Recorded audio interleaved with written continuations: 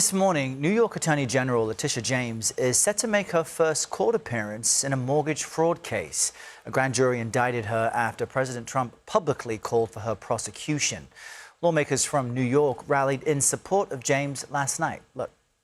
Donald Trump directed his Department of Justice to file this baseless, bogus, meritless indictment. Tish James brought him to justice, and now he is destroying our system of justice to take her down.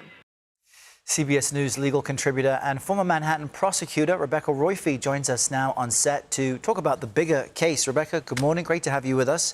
We understand that attorneys for Letitia James say they intend to challenge the appointment of Lindsay Halligan, who brought these charges. Why is that significant as a first step?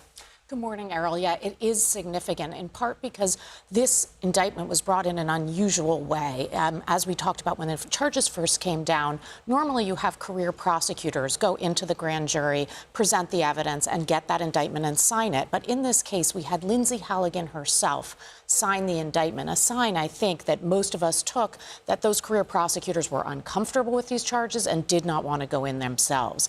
This means that when the attorneys challenge, if they successfully challenge her appointment, they are more likely to get the indictment tossed out, because it could be that a U.S. attorney was appointed illegally, but that the indictments were fine if they were signed by a career prosecutor. But here, I think the indictments are more vulnerable because she signed them herself. And you note that she's not a career prosecutor, meaning she doesn't have, I think, any experience bringing cases like this. Attorneys for James, they're also filing a motion to prohibit her from, or the Justice Department from disclosing case materials to the media after Halligan allegedly sent some messages to a reporter via text. Why is that crucial, and what might it mean? Right. Well, of course. So, I mean, this was kind of shocking that a prosecutor would communicate with a reporter like this. Normally, prosecutors only communicate through their court documents and in court. And so this is a sign and a signal that she